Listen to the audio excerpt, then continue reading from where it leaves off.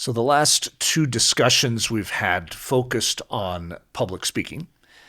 And I honestly, and I think you and I were even discussing it, we could just keep going on that because we could just start unearthing hundreds of stories. We have so many backstage stories, onstage stories, traveling stories that have to do with communications and public speaking. We didn't even really talk about the public speaking in the vein of radio, which is a whole nother dimensionality that we've spent a lot of time doing. But we still wanted to move forward. I think maybe even for the freshness of us, we could always come back and maybe go deeper if we sense that there's a missing piece. But I want to talk about book writing. For us, this is a major theme in our life. And, we have, I think between us, I think we're over 30 books now. And most of those books were written in our 20s. We haven't really written a book in quite some time, unless you count the one that you've written with Hudson in the last couple of years. But really before that, it's been 10 years probably. I had some small books that I wrote, so I'm not positive when those were. But yeah, for the most part, most of our books were written when we were in our 20s. And we wrote, in fact, at the time, I remember a discussion of that we may have the world record for the most books written by a couple in their 20s in world history. Yeah, I remember just constantly having book ideas and constantly cranking out books. And then we hit a point where I think it was when Reese and Lily came home from Haiti, where we went from 4 to 6 kids. Yeah. And it was at the same time we were starting Ellerslie and the Discipleship ministry. And it was just like we suddenly didn't have time to write books. So we've written a few small ones, like you said, but that hasn't been a focus for a while. But it was a huge part of what we did for years and years. Yeah, and I think there's another part of that too, which we can unpack if we needed to, which is part of it was a strategy to not write books anymore.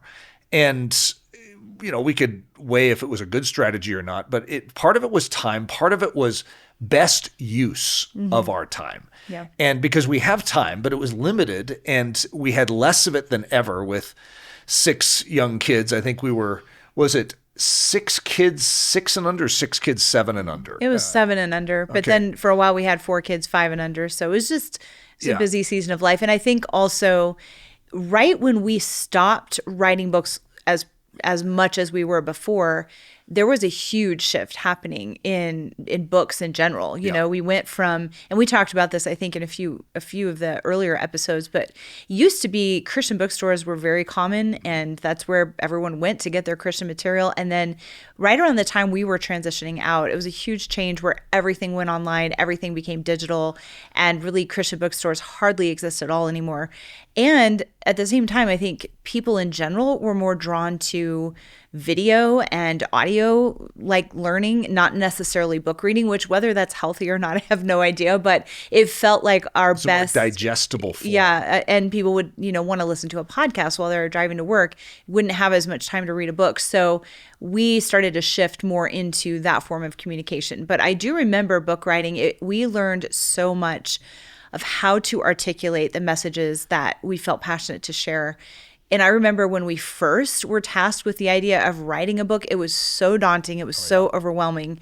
And we thought, we have this message we want to communicate, but how in the world do we put that into a book format where people are actually going to understand it? And it got to the point towards the end of when we were writing books like all the time where we could crank a book out in like 3 weeks or 2 weeks. It became such a second nature to us to do written communication. And I still write for the Set Apart magazine. And so for me, all of those years of book writing has made article writing so much quicker and so much easier.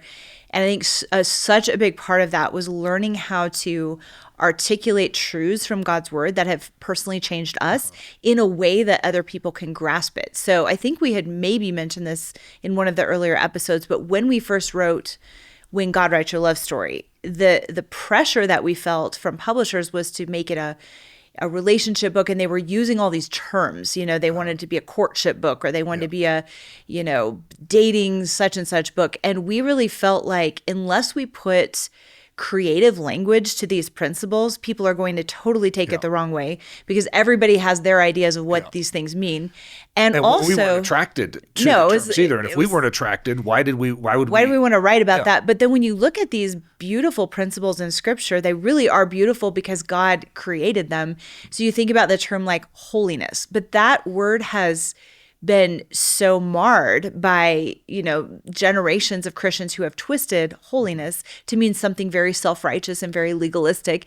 So instead of holiness, we started to talk about being set apart. And that's where the name set apart came from. Same thing, but it's fresh meaning. Just something that people can grasp without all of the kind of the fog that goes with certain terms. And so when we talked about surrender or surrender your love life to God, surrender isn't necessarily something that has a bad connotation to it, but it was not necessarily good. Though it was a challenging, why would I want to surrender my love life to God? That sounds dangerous. But when you talk about let God have the pen, let him write your love story, he's the author of romance, suddenly people can grasp it and they're excited about it because they recognize, oh yeah, God is the one who came up with this and I want to give him the pen of my life. So those early books especially really helped us. And I remember the hardest thing to do, it was harder than writing the book itself, was coming up with a title and coming up with like key phrases that we wanted to build the book around. Yeah. Once we got that, we would go through like a thesaurus and we would like look at words and try to figure out, how is this word going to hit people? Or would this make sense to people? Does this express it? Once we landed on that and landed on a book title and the phrases, the key phrases or the key analogies we wanted to use, then the rest of the book writing process was actually a lot easier. Yeah, we've, if we go back to the beginning, let's go back to our first book and even why we wrote it. So this is the book you're talking about, the one before When God Writes Your Love Story. Well, there's two before When God Writes Your Love Story. Are you talking about those? Yes. Okay, so those are unmentioned. We don't name those books because we don't want people to find them. They're terrible. The principles within them are good, but this was in the. They weren't written for public consumption. Well, for wide range. We thought 100 people might read these books. That was our vision for them. But ironically, they turned out to be unusually successful. We didn't know that because we didn't know what normal sales were. They're still not written well. They are not written. Yeah. We didn't know what we were doing. But I think to really sort of create the context, let's at least go back to that first one, which we wrote down in our spare time in about 3 weeks because we were getting asked constantly, incessantly to share our love story. We didn't want to share our love story. I know that sounds weird, but it was sacred to us. It was private. It's like, could you just leave us alone? I don't ask you about your love story. Don't ask us about ours. But we wrote it down in 3 weeks spare time, and it's just like, okay, the next person that asks, we're just going to give them this little booklet. It was like a staple bound booklet. It was just, here's the story kind of a thing. But even that was really hard, like just to do that in 3 weeks in our spare time. And I think the hardest part about it was first figuring out like what to say that other people would care about and relate to. And second of all, working together because we have very different writing styles. And it was probably the first real challenge we had in our marriage to try to write a book together. People say, if you want to put your marriage to the test, like wallpaper or like my dad's famous statement, remodel a house, do like a house project, which I can see that definitely being a challenge. That's where divorce comes from. In other words, you really get to know your spouse. So it either helps you and it invigorates your communication because you have to learn the skills of working together with someone, or it destroys you. And your style is very, especially back then, it was super like over the top, zany, like huge words, like really like long-winded. Oh yeah, good stuff. It's verbose is very, very verbose. And I am just like, just say it. Yeah. Like be straightforward, get to the point. Like why are we going on and on for 3 pages? You could say this in a paragraph. Yeah. So I think that was how we learned, okay, we're going to have to compromise between the two styles. And we landed on something. Obviously, it worked well. I still don't think those early books are that well written, but obviously people, really were blessed by them and they sold really, really well. Yeah, well, our second book, I think, is the one the first book, it wasn't a huge process to put together, but it's what started it because a publisher is a young girl is going to set this book on a publisher's desk, this little pamphlet or staple-bound book, and say with a sticky note that says, you need to read this. That publisher is going to read it, give us a call and say, I want to publish this. And so first of all, we're just trying to get off the topic of our love story to start with, which is why we wrote this. Then, because of that crazy book, it's going to expand the interest in our love story because for some reason we said yes, right? And I think we were so mesmerized by the thought. It's like, someone wants to publish this? Okay. Now, that's a whole experience in and of itself. That's like our first taste of the dangers of publishing and how easily a new author can be taken advantage of in a contract. And so that's a whole forest that we could, travel into and explore, which I don't think is helpful. But that leads us to book 2. Our first book was just our story. And that's going to lead to this issue of people asking all these questions like, okay, well, how did you do this? Or what about this? And so we realized that by writing it down, it didn't quell the issue in our life. It expanded it.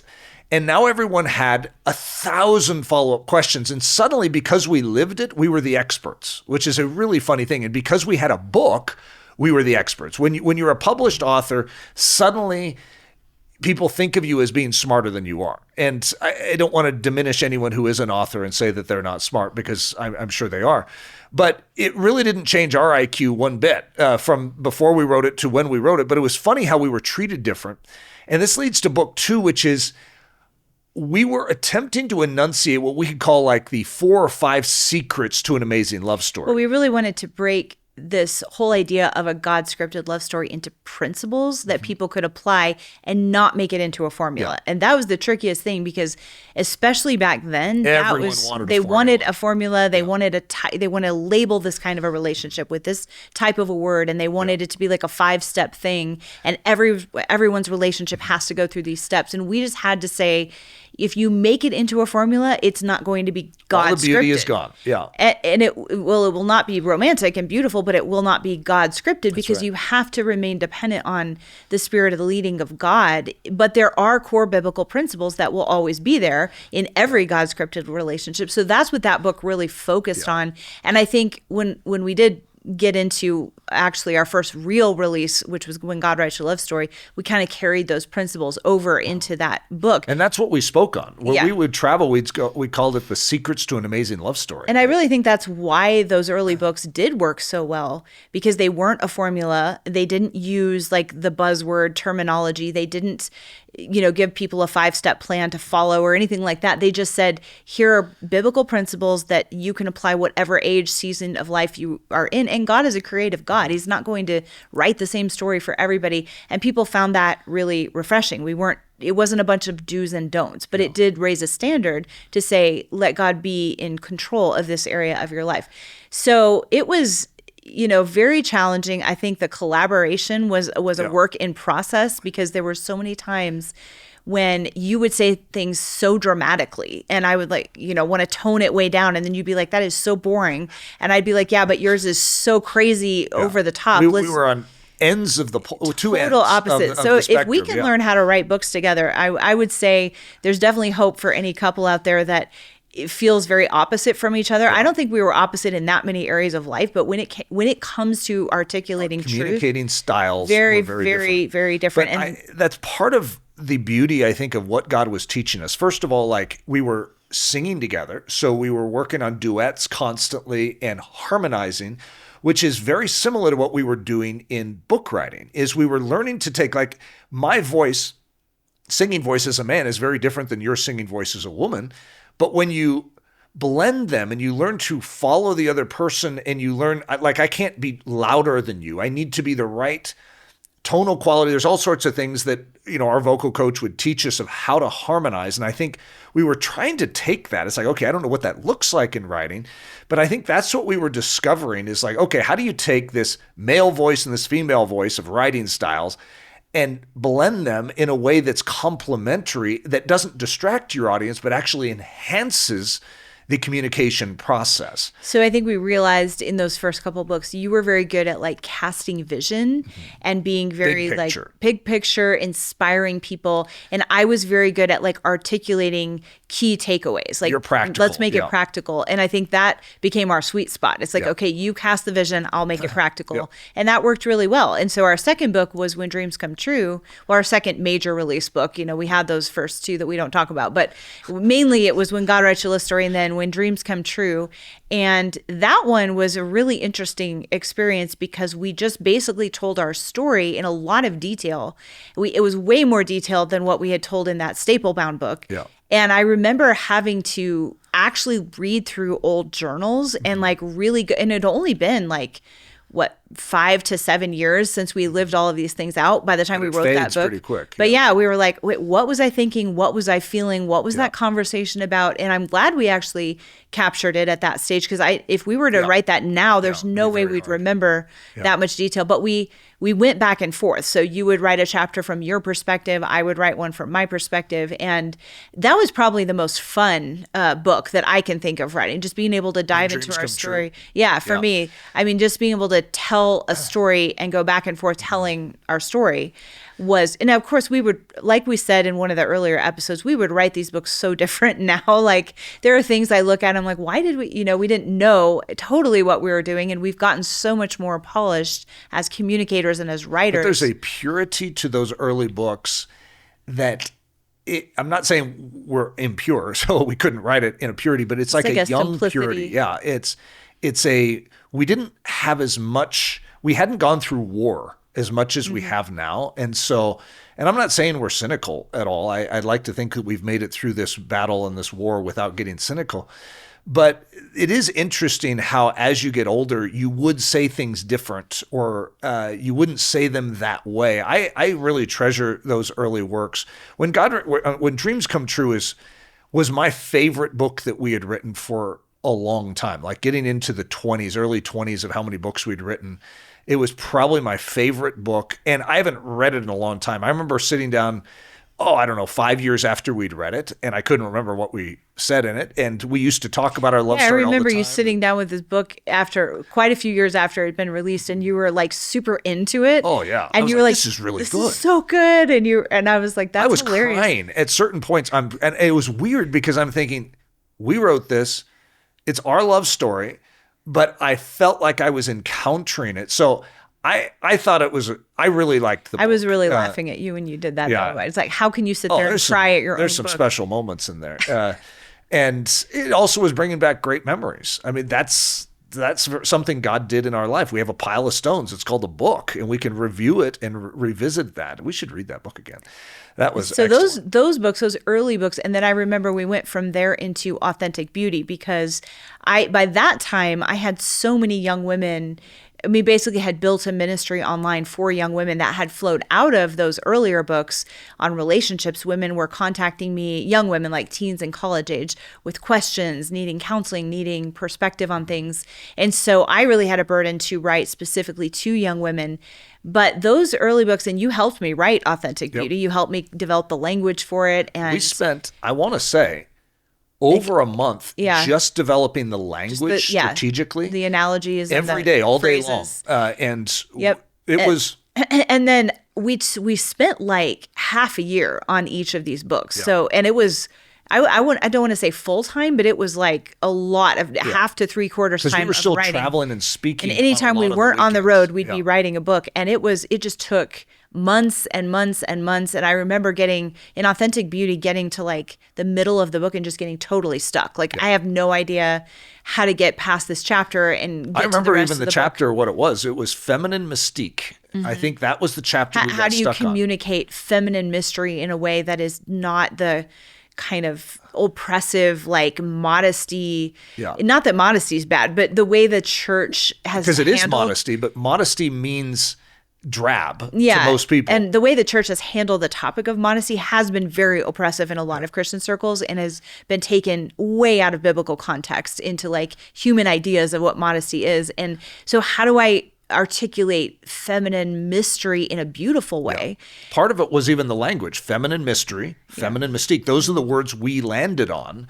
Those but then it's just phrases. A very hard concept to articulate in a way that people won't jump to the wrong conclusion. So that, I think we became like very stuck in that chapter and I remember getting like super frustrated. I think we were borrowing someone's like condo up in the mountains to just kind of have a writing retreat.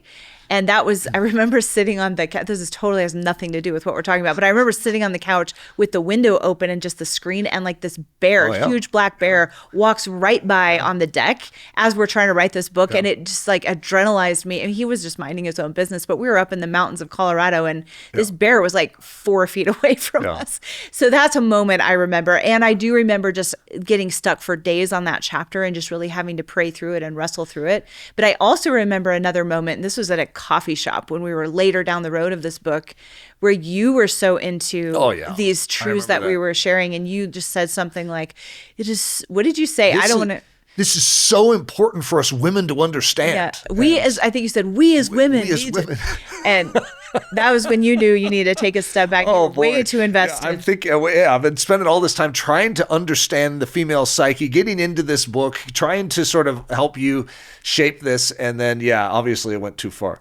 But those books used to take forever to write. And now a book about that size would be done in a matter of a few weeks. Yeah. I mean, I've written books. I mean, that was a longer book, but I would say 2 to 3 weeks is what we would typically. So would people write a book ask us that how did you go from taking 8 months to write a book to now like you could do it in 2 or 3 weeks? And I think it has to do with the truths that we are articulating and communicating now in books. We are so familiar with. Yep. We have taught them for years. We have lived them for years. We have meditated on them for years. We are just so clear on what we're trying to say. Whereas back in the beginning, we were still trying to gain language. We were still trying to gain articulation. We were still trying to identify the specific biblical principles that people needed to hear. And so that's why the process was so long. Well, and part of it is just like any skill that you develop, the more you do it, the quicker you can do it. And even though you're doing it quicker, you can do it with more excellence. And for me, I transitioned my book writing into my sermon creation. So when I put together a message, I'm basically writing a mini book. And so I've written in that situation, I've written, close to 1,000, 1,500 books, right? So I do this exercise all the time, and people are like, how do you do that? Well, part of it has to do with all of our book writing experience, where in the beginning in writing books, you're having to pick your big idea. You're having to know what you are trying to say before you start. You can't figure that out as you're going. A sermon is very similar, or any kind of message or a podcast. You sort of have to have your idea. We call it the big idea. If you could take anything we're doing like this, you should be able to summarize it down into one sentence. Mm-hmm. Or even a few words sometimes. The shorter it is, the better. Like when God Writes Your Love Story, the big idea was give God the pen. That's how simple it is. And the more you do that exercise of simplifying and focusing with laser-like precision on a big idea, the easier it is to then coordinate its moving parts. Like we would have the big idea, and then we would create usually around 4 or 5 supporting ideas to that. So how is that big idea realized? It's realized through this point, this point, this point, and this point. Then we would clothe those supporting ideas with illustrations, scripture. We would back up those like it was a legal argument, and then we would portray that with artistry as opposed to some legal argument. Legal argument sounds boring in a book. And I think back in the day, like a lot of the classic Christian books that we love that have so much rich truth in them, like say you take A.W. Tozer, for example, he was just truth, right? And he didn't really use any creative illustrations or stories or personal life experience with any of these truths. So you really have to be committed when you read an A.W. Tozer book. Like you just want that truth, but it's not making it easier for you to grasp or apply to your life. And so in the modern way of book writing, there's no way a book like that would even be published today. Which is sad, but yes. Because people have to have, truth delivered in a way that makes more sense to them, that they can grip. So that forced us to say, okay, how much truth do we share, just straight on truth, where you're just giving like your bullet points, your practical steps, your biblical foundations, and how much do you add illustrations and creative artistry in what you're trying to say and personal life experience stories. So a lot of our book writing was like finding the balance of that, where it was not compromising on truth, but it added plenty of personal stories and illustrations. And we definitely found that like opening a book or opening a chapter, you have to open with something that brings the reader into kind of your life and your experience. So we always would open with some sort of personal experience, even if we pretty quickly were trying to get to a very key truth. So in the most recent book that I wrote, which was right before Reese and Lily came home from Haiti, and they've been home for 10, 11, 12 years. I don't know. They've been home 13, so they've been home 10. Right, 10 years. So that's the most recent like book length book I've written. I've What written was a lot that of one? Set Apart Woman. Oh, yeah. And I shared a story about being in a green room with a worship team and just seeing the hypocrisy of the modern church. I think we've shared some of those stories here on this podcast. But then I immediately got into like a really challenging message of what real Christianity is and what it really means to follow Jesus and how we can't come to him with a divided heart. So it was a pretty hard-hitting message right off the bat, but because I brought myself into the story and kind of brought readers along the journey with me to discover those truths, it really made it a lot more, I think, palatable, as opposed to if I had just opened with fire and brimstone. And the publisher wouldn't have let me open with fire and brimstone. I don't do fire and brimstone anyway, but if I had opened with hard-hitting truth, it wouldn't have gone as deep. And so that we just had to wrestle through that in all of our books and get to that good blend of story and truth and figuring out how the two can complement each other. Yeah, I mean, this is a deep well, and I have a lot of thoughts of how we could maybe unpack this. I'm not sure what to unpack in this one and maybe what to punt to some other episodes, but we have so many different books. I mean, when you have, I think it's over 30 books now, you could actually, I don't know that it'd be a good idea, but we could dive into each one. Like people I said, would be interested. I don't know if they would. But maybe they would. But then it's like picking, like, it'd be fascinating to say which is our favorite book after all these years. And maybe we could answer that. We always tend to like the more recent books versus the early because we always books. feel they're better written. Yeah. That doesn't mean our audience agrees with us. Yeah, I enjoyed When Dreams Come True. I enjoyed that writing process. It was a lot of fun, but I wouldn't say like it's the book I would showcase to everyone, like this is the book to get. Yeah. I think the more recent books like The Set Apart Woman, Bravehearted Gospel, some of the ones that are within the last 10 or 15 years would probably be the ones we would emphasize more just because they're more in alignment with all the truths we're most passionate about sharing right now. But I would say that, whether or not someone is called to write a book, I think we're all called as Christians to communicate truth in a powerful, effective way. And I wouldn't say either one of us started out thinking we were great writers or could be great writers, but just to see how God takes the fish and loaves that you offer him and he multiplies them for his purposes. And that's what we've seen all throughout our book writing career. And we've had ups and downs with publishers. And, I remember when God's Gift to Women, you should probably share the story of how it got that title. Because a lot of people ask, is this Eric Ludy's, autobiography, God's Gift to Women? And no, it's not. What an irritating book process that was. So, we have so many stories like this, but this is an interesting story. So we have a publishing contract with a publisher known as Loyal Publishing at the time.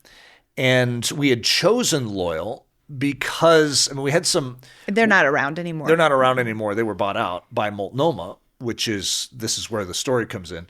But we had like 3 or 4 different publishers because our first 2 books were so successful. We didn't even understand what success looked like because when we thought of success for a book, we would think 1 million copies sold. But we had so many sales on these books with a small publisher, that first publisher that had called us up, that all these big publishers were like, okay, could we sign you guys to a contract? So we had I think it was 3 or 4 big publishers that were vying for that.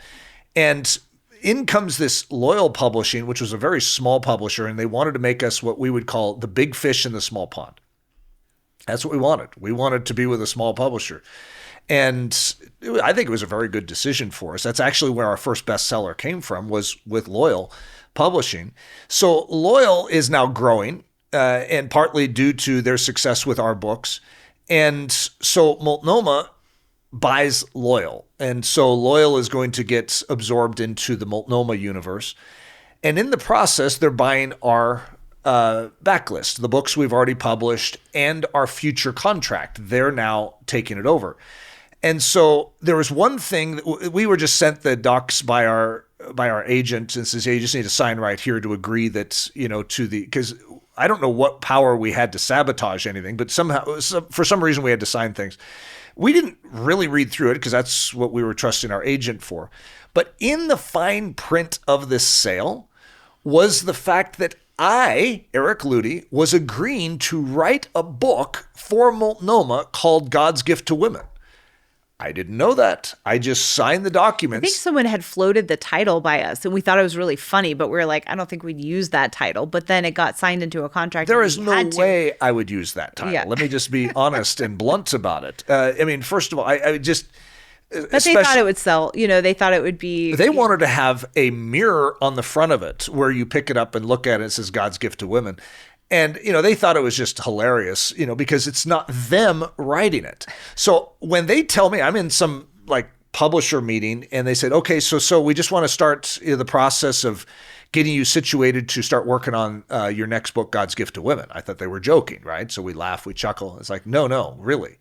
And I go, no, I don't think that's a good idea. I'm not interested in that. Like, well, you signed a contract to do it. We have it right here. And I'm thinking, what? So this is the book, God's Gift to Women, ironically, is a very, very powerful book. And it is written, and it was all due to this backstory. If you want to hear it, this is my agreement with them. It's like, I will write that as long as I can write an intro explaining this dynamic and what is taking place right now. So you could read the introduction to God's Gift to Women and get the backstory to it. But it's still a book that's made a tremendous impact on so many guys. And God works through those funny situations and still accomplishes his purposes. He does. But we've had a lot of ups and downs like that in publishing and in book writing. But we have just seen God just take the core truths that he's wanting to communicate through us, through very imperfect vessels in a very imperfect system, and still reach people's hearts. So it's been a really fun, special process to be a part of. So let's just finish with this question. Favorite book, maybe we should say, what book would you most recommend out of all of our books to our audience? I know that's nearly impossible because you'd want to say, well, it depends on how old they are, it depends on what circumstance in life they're in. But which one would you feel most comfortable having someone run away with? And so let's start with that. I'm actually wondering if we should say favorite writing experience too, which maybe you've already answered, but those two questions, favorite book or the book you would feel most comfortable having someone just run off with and feel like it was going to do them a service, and favorite writing experience. You want to try that? Well, I think there are two. One is wrestling prayer, because that is such an incredible practical tool to take you from just dinner table praying, wimpy praying, to powerful wrestling prayer that actually changes circumstances in your life. And we talked in an earlier episode about how we walked through that transition from just these wimpy kind of generalized prayers to really wrestling for God's burdens that he had put on our heart. And that's been a game changer for us ever since. And whether you're in ministry or just living the Christian life, wrestling prayer and understanding what wrestling prayer is, to me, that's so foundational and so life-changing. So that one, I think, applies to anyone in any situation, any stage of life.